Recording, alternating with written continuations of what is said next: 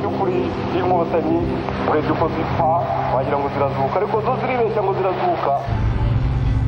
Bavugije induru basakuza cyane bavuga ko bamuvumbuye, ni gutyo bavugaga ko bagiye nyine kumwica ko ari inyenzi. Kwibuka ari ibikorwa bibi twakoreye ahangaha, tukahaburira tukahicira abantu b'inshuti twasangiraga, tukabicara inzirakarengane ntacyo twapfaga.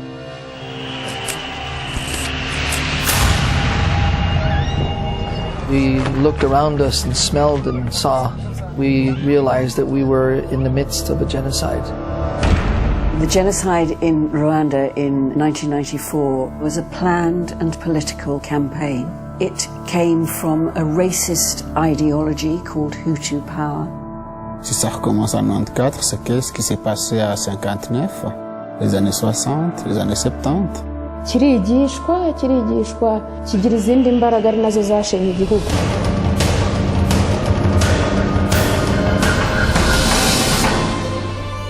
Umugabo avuga ngo ndamushaka ngo kandi nje mbizi ko hari mwimakanira.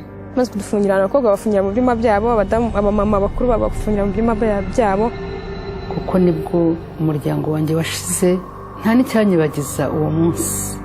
On a vraiment voulu nous exterminer, on a voulu vraiment effacer toute trace que nous avons existé. Bisesero ni akarere gafite amateka katuwe kuva kera n'abatutsi. Imisozi yose mureba baje barahahurira kugira ngo barebe uburyo bakwirwanaho. Atita kuko ndi umututsi ahubwo yumva ko agomba gukiza ubuzima bwanjye. The young man and young lady who were working in our home were marked to be killed. What would you have done? Are you just going to say, well, good luck, I'll pray for you? Mbona kwibuka ari ngombwa kuko uramutse utibutse nta nubwo ubasha kumenya. Nous, quand nous nous souvenons, nous les reformons, nous les ramenons en vie. Ils sont pris là, mais ils ne sont pas morts, ils sont en moi. Ils vivent pas moi. Bakanditse babikorewe bagomba kubyibuka cyinshi kugira ngo babyigishe. Kugira ngo n'abana bacu nabo bazabimenye, babibwirizwe ntibazongere kugwamo umutego abantu baguye. Thanks to the people that really managed to liberate, because I wouldn't be here.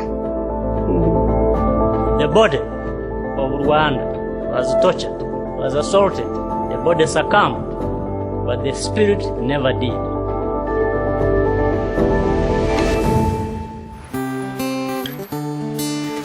Imyaka 20 irashize, icyizere kandi kirahari. Ukabona ubu ngubu uburyo igihugu kiyubatse, njye mbyita mu gahe gato cyane. Turashaka kubana n'abantu bose amahoro, bana batugire nabi, turashaka gusabana tugasangira ye barasabana barashyingirana, ubona nta bwishishanye bukiri hagati y'abantu. Icyizere kirahari cyinshi, haba nahera ku giti cyanjye kuri njyewe nabaye mu professionnel wa mbere mu bijyanye no gutwara amagare. Icyo nabwira cyane cyane abana ntibazapfusha ubusa amahirwe bagize yo kuvukira mu gihugu gishaka amahoro umutekano kuri bose. Le futur est bon et on doit y tenir, et surtout pour nos enfants et surtout pour les générations. C'est ma raison de vivre. C'est ma raison de vivre, Kwibuka.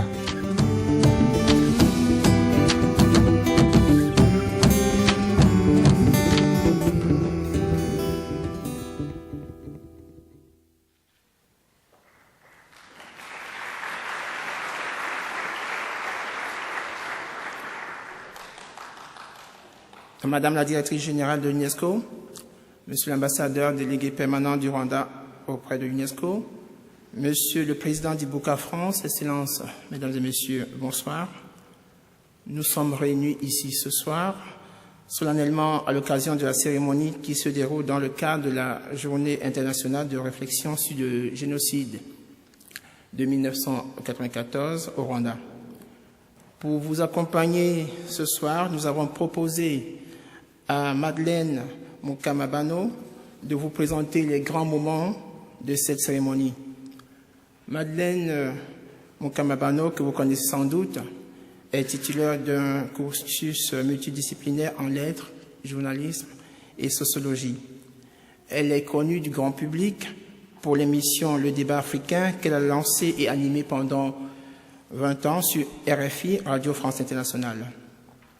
Madeleine Mukamabano a également animé un magazine consacré aux questions internationales sur France Culture. Je vous prie de l'accueillir.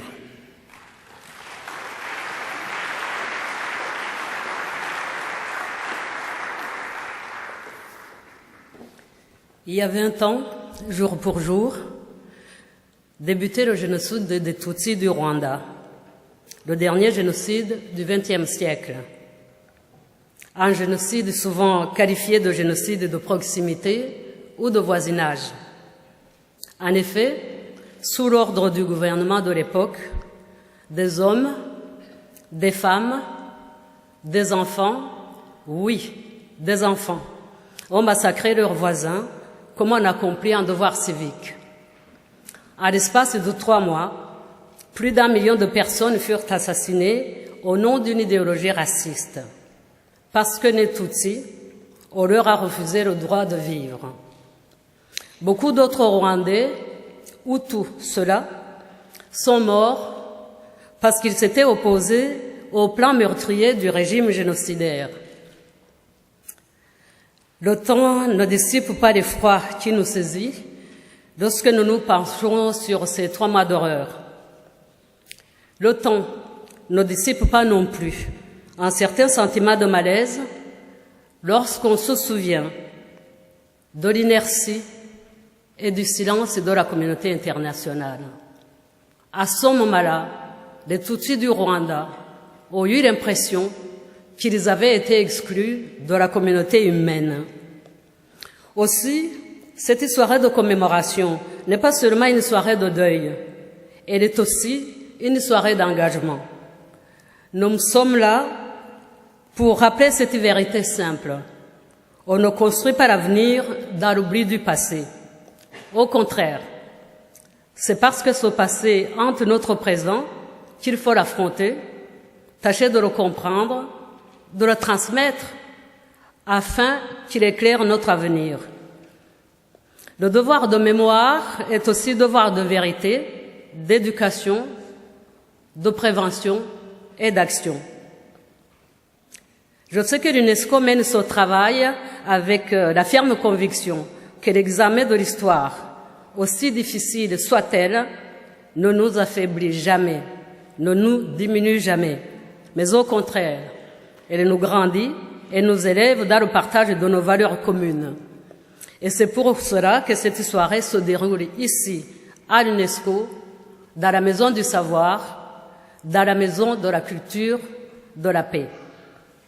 J'appelle maintenant Madame Irina Bokova, directrice générale de l'UNESCO, à me rejoindre. L'allocution de Madame Bokova sera suivie de celle de Son Excellence Monsieur Jacques Kabaré, ambassadeur de la République du Rwanda en France et délégué permanent auprès de l'UNESCO. Madame Bokova.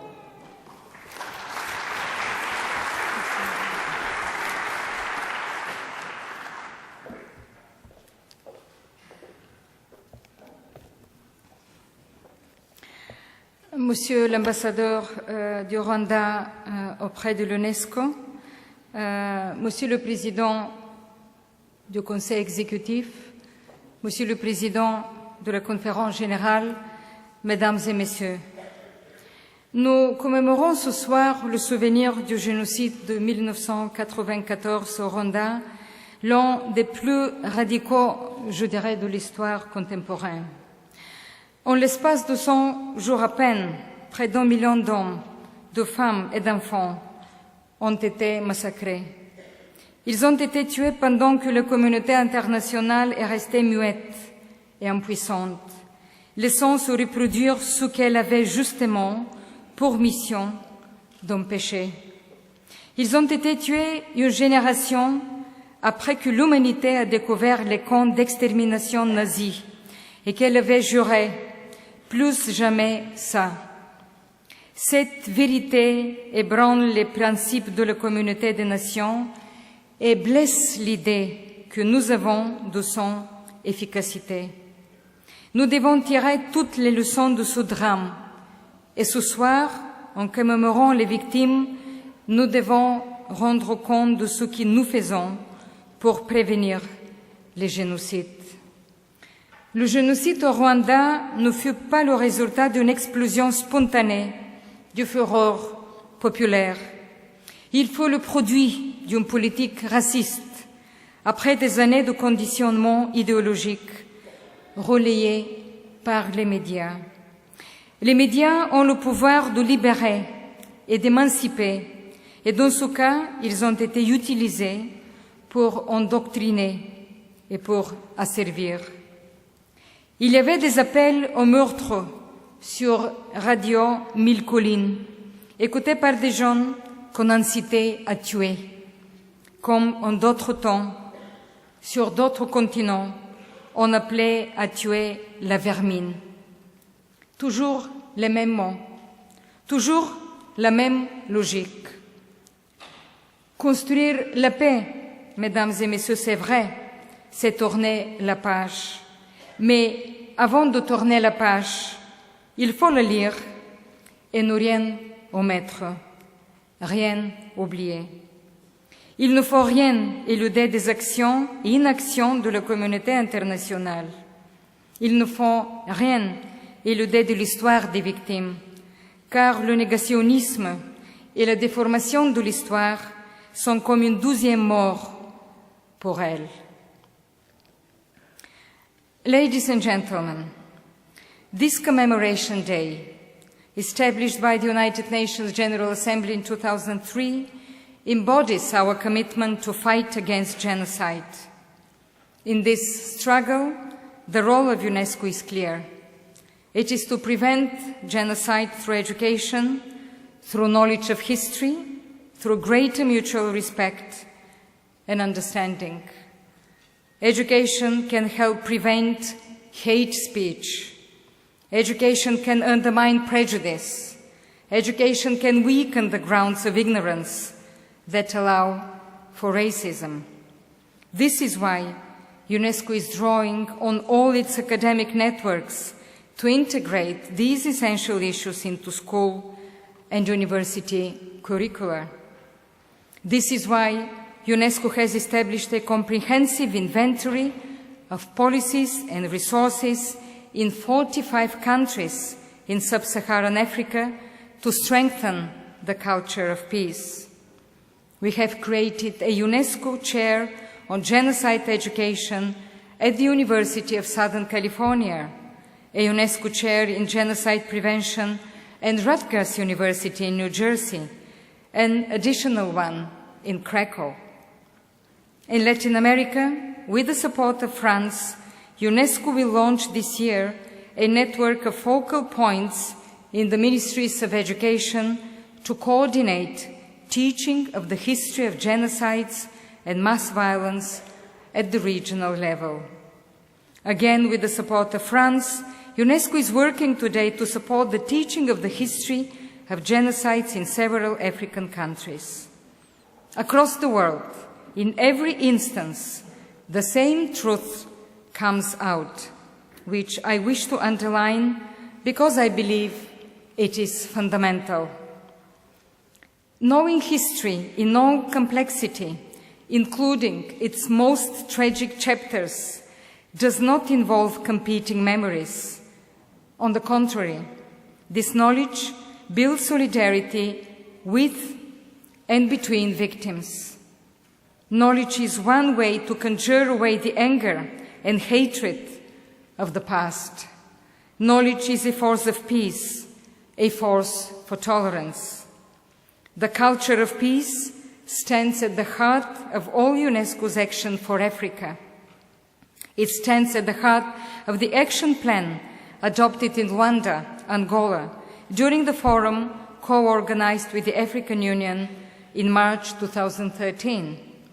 It stands at the heart of the action plan launched by UNESCO for a culture of peace and nonviolence to meet the needs of African countries, particularly the most vulnerable, for the young women and men struggling against political, economic and social instability to become active citizens fully recognized by society. We have already established several UNESCO chairs on culture of peace in Africa and a House of Culture of Peace in Bujumbura. Through discussion, through teaching, through research, through awareness campaigns, UNESCO is working at these levels to build a culture of peace.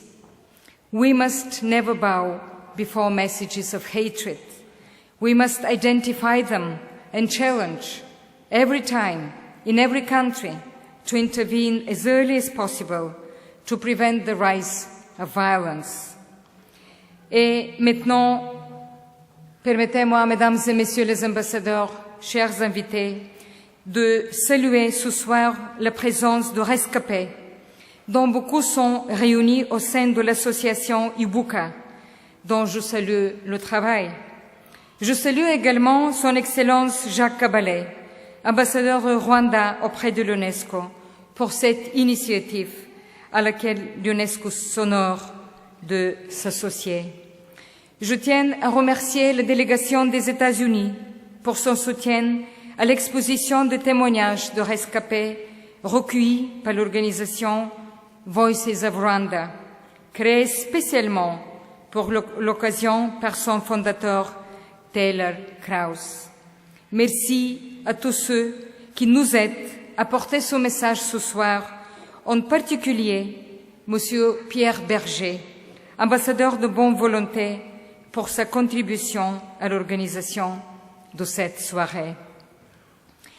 Les morts de Morambi font des rêves, eux aussi, dit le grand écrivain sénégalais Boubacar Boris Diop, et leur plus ardent désir est la résurrection des vivants.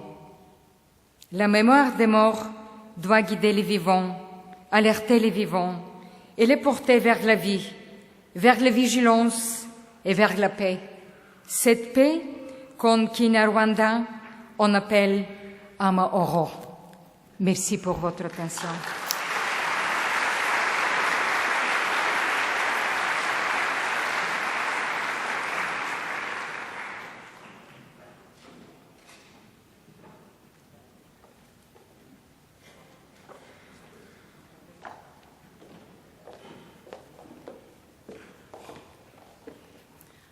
J'appelle Son Excellence Monsieur Jacques Kabaré, ambassadeur du Rwanda à Paris.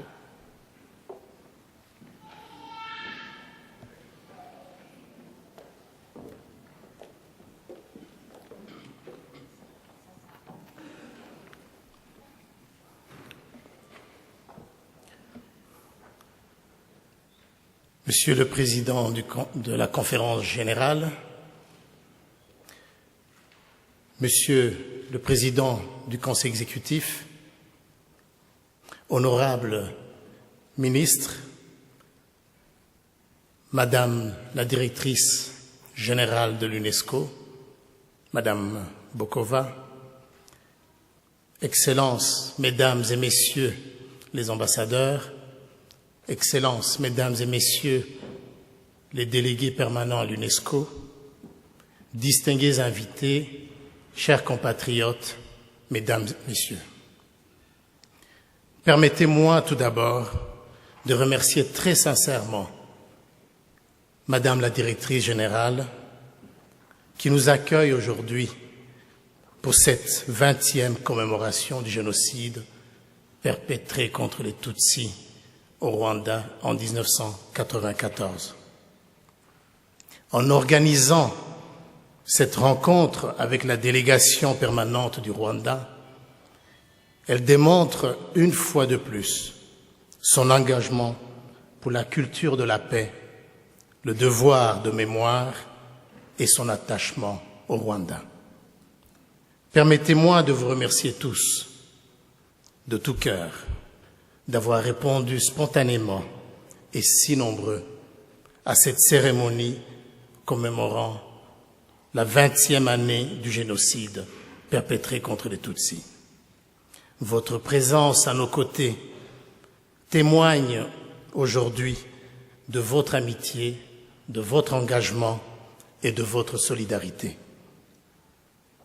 Je remercie également mes compatriotes ici présents, certains venus de loin, tous mobilisés pour cette cérémonie qui nous rassemble autour du souvenir. Enfin, je remercie les artistes, les témoins et tous ceux qui nous accompagnent dans cette 20e commémoration. Leurs contributions sont essentielles dans la transmission de la mémoire.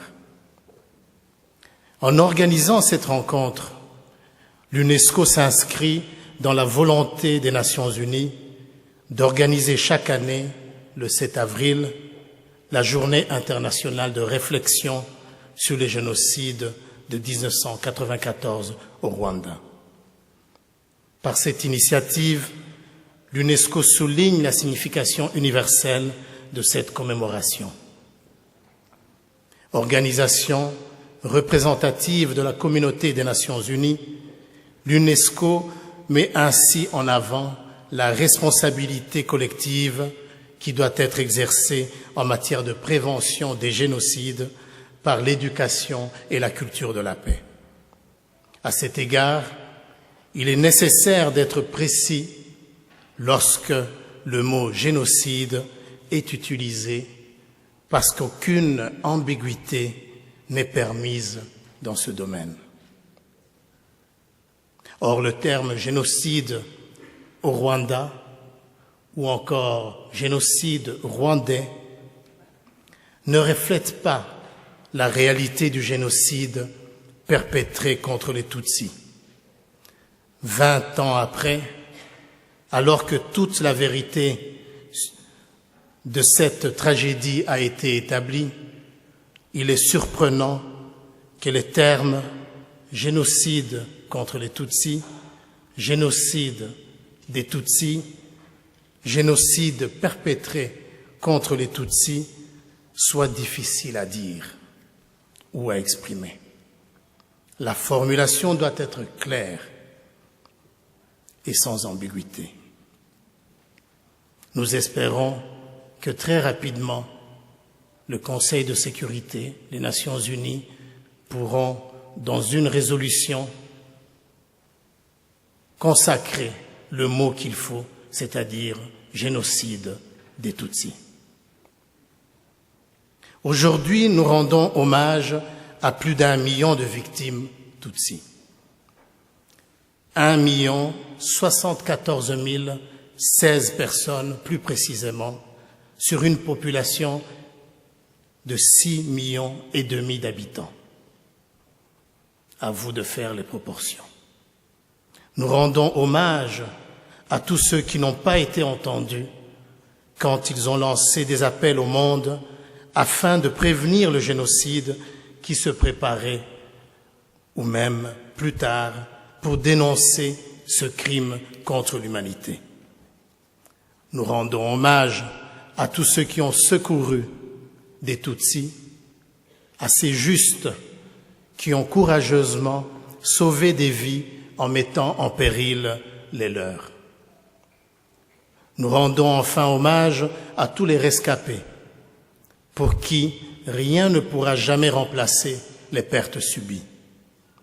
Chaque commémoration du génocide des Tutsis au Rwanda est un moment de forte émotion, mais cette 20e année, elle a un caractère particulièrement intense. En effet, c'est le 7 avril 1994, il y a 20 ans, que le Rwanda a basculé dans l'horreur. En 100 jours, des hommes, des femmes, des enfants, des vieillards ont été traqués, pourchassés, exécutés dans des conditions les plus atroces parce qu'ils sont nés Tutsis. Et ceci dans le silence et l'indifférence de la communauté internationale. Des familles entières ont été massacrées, des villages entiers ont été anéantis. La mémoire des Tutsis, la mémoire du génocide des Tutsis n'appartient pas seulement aux rescapés. En effet, elle est partagée par tous ceux qui sont révoltés par la discrimination, le rejet et la haine. La communauté internationale n'a pas su ou n'a pas voulu décrypter les nombreux signaux envoyés. Paralysée par son incapacité d'agir, elle a refusé d'intervenir en devenant l'observateur présent, passif et silencieux de cette horrible tragédie. Par ailleurs, l'Église catholique, puissance morale et institution importante dans la vie internationale, s'est murée dans le silence. Son abandon a été d'autant plus vivement ressenti que certains de ses membres ont couvert ses actions criminelles. Plusieurs églises au Rwanda sont devenues aujourd'hui des lieux de mémoire des massacres des dizaines de milliers de Tutsis venus y chercher refuge.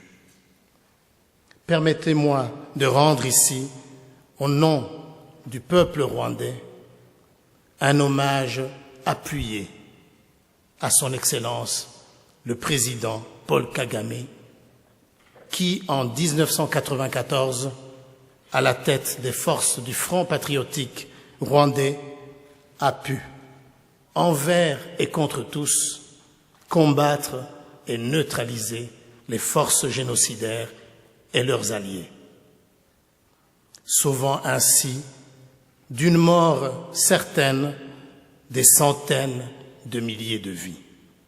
Le peuple rwandais lui en sera toujours infiniment reconnaissant. Aujourd'hui, malgré l'évidence d'un crime contre l'humanité, inégalé dans son ampleur et dans sa durée, la mémoire du génocide est profanée par les négationnistes et les révisionnistes de l'histoire. L'écho de leur déni résonne comme un affront. Aussi, devons-nous combattre sans relâche le négationnisme, le révisionnisme et la banalisation sous toutes leurs formes, parce que notre mémoire est un patrimoine commun. C'est le meilleur témoignage du respect que l'on doit aux victimes. C'est aussi une preuve de soutien et de réconfort pour les survivants. C'est aussi la meilleure prévention de tout autre génocide. Sachons protéger cette mémoire, sachons la conserver et surtout la transmettre. Mesdames et messieurs, c'est autour de cette mémoire commune que le Rwanda s'est reconstruit. Sur les ruines d'un pays dévasté, face à un même destin, les Rwandais ont retrouvé la cohésion nationale qu'ils avaient perdue depuis quelques générations. En effet, en faisant recours aux traditions ancestrales, presque millénaires, en puisant dans notre patrimoine culturel commun, ces valeurs que nous partageons tous, le nouveau leadership rwandais a pu ainsi cimenter cette cohésion rwandaise que la parenthèse coloniale, accompagnée de l'égoïsme des anciens dirigeants du Rwanda, avait fait voler en éclats.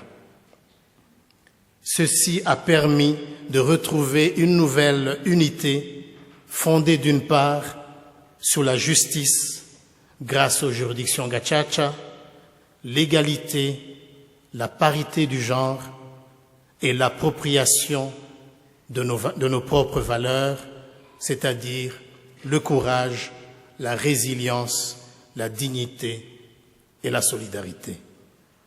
20 ans après, l'engagement du Rwanda au service de la paix est motivé par le souci de partager les leçons de son expérience.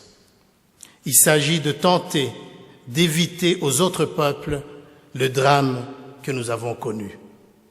En mobilisant 14% de nos forces armées rwandaises sous les couleurs de l'ONU, le Rwanda devient ainsi le deuxième contributeur africain des forces de maintien de la paix. Nous devons également nous mobiliser en faveur de la justice internationale parce que l'impunité encourage les criminels à poursuivre leurs objectifs ou inspirer d'autres. De nombreux pays européens, comme l'Allemagne, la Belgique, la France, le Danemark, la Finlande, la Suède et la Norvège, ont déjà ou sont en train de traduire en justice les suspects interpellés sur leur territoire. D'autres, comme le Canada, les États-Unis ou la Norvège, n'ont pas hésité à extrader des suspects vers le Rwanda. Nous invitons les pays qui hésitent encore à extrader vers le Rwanda des suspects de génocide à le faire à l'instar du tribunal pénal international pour le Rwanda et à l'instar des autres pays africains. Enfin, nous encourageons l'UNESCO à recommander l'étude du génocide perpétré contre les Tutsis dans les programmes scolaires du secondaire. Ce devoir de mémoire est déjà inscrit dans les programmes d'histoire avec l'étude de la Shoah.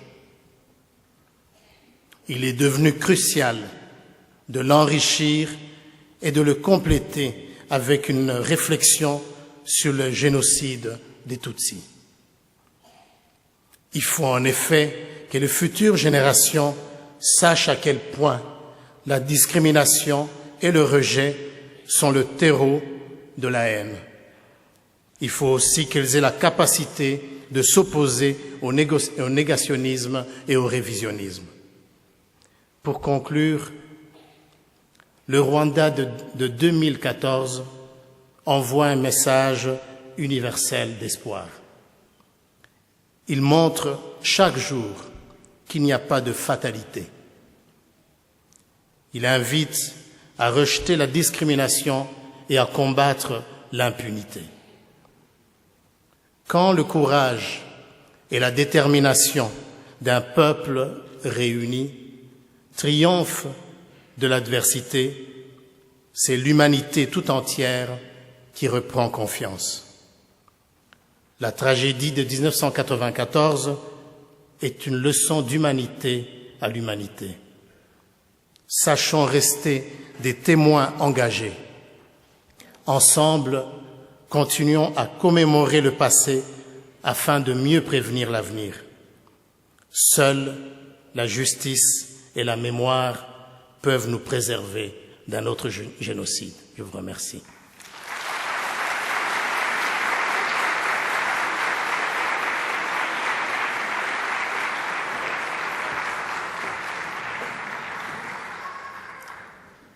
J'invite Son Excellence Monsieur Henri Lopez, ambassadeur de la République du Congo et doyen du groupe des ambassadeurs africains, à prendre la parole. Monsieur Lopez.